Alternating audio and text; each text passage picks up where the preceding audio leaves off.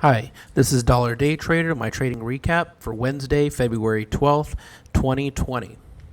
All right, so today I only traded one stock, and that was MU.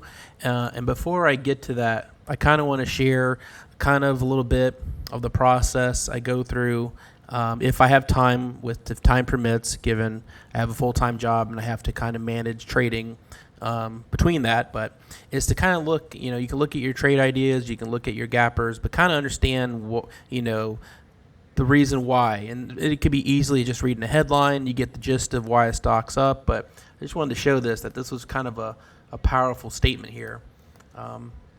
So right here, Micron, UBS upgrades MU, says the time has come for material outperformance.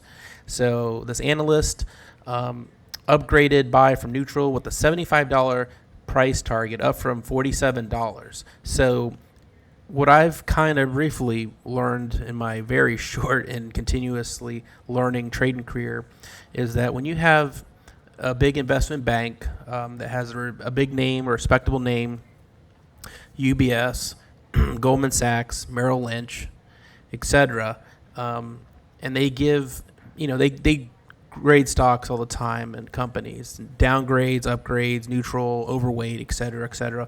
But when you have a buy from, in this case, a neutral position, and then you raise the target by that much significantly, that's definitely going to be a stock in play and coincide with hopefully the volume that you're seeing in whatever scanner you're using. Just wanted to kind of confirm or show that reading the news, you kind of get an idea of the sentiment. Now, you could have long bias and it could sell down in the open, so you definitely have to look at the price action regardless. But just to kind of see and paint the whole picture of where this catalyst is coming from and what type of news creates a big uptick. So having moved that away, I took MU. I went long at around 932 at about 59.23, 23, and then popped up here. So I'd sold some units from 59.48 to 59.73, 59.89, and then all the way up to about $60 and let's say 10 cents. So that was pretty much it.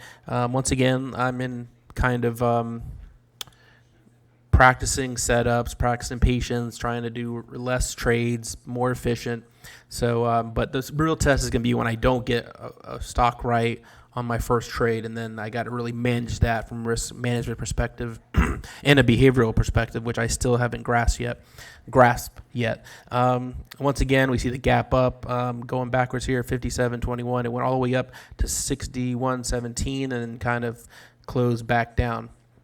Now, so I had a little bit of long bias given that strong comment by the analyst from UBS. And then if you want to look at the pre-market and see if we have any details or anything that we can kind of have another, bias or kind of signal of where the stock may go. We see here the volume's pretty light. You do have this one big candle here at around 8 o'clock or so. But then you kind of see here these two long wicks, even on small volume here at 58.82, kind of bouncing off. Then you got VWAP, you have the moving average. And then the opening minute here, we see strong volume kind of sitting there. It's steady, but you see it has this long wick once again at 58.92, so a little bit higher than this 5-minute, on the 5-minute chart here. And then once again, so you have two wicks touching this moving average and essentially rejecting it.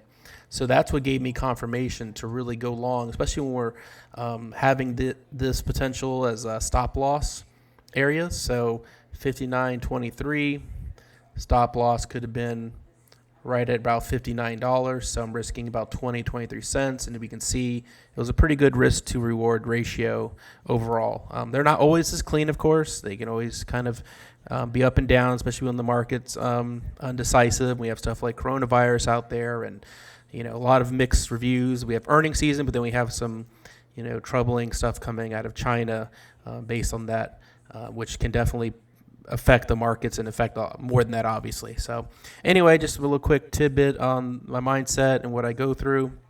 I want to get better at reading the news and know that, it's okay to have a bias and just kind of look for things that maybe confirms the bias in the pre-market if possible. And if not, just kind of get your best read on the price action when the market is open, level twos, time and sales, etc. And if they don't add up, then that's where I have to me personally be disciplined and not to trade it, because I want to have a good bias. I want to have a direction and price levels and so forth, and be very confident in the trade. So I'm all about, or I don't mind being all about fewer trades and just really being confident in them and be able to maybe have a larger share size. And I definitely go back to being live and a larger scale. So hope everyone had a great day. Trading, should be able to trade tomorrow, and then we'll see how Friday goes, because Fridays are typically horrible for me, but we'll see how it goes. Hope everyone had a good day, and I'll talk to you later.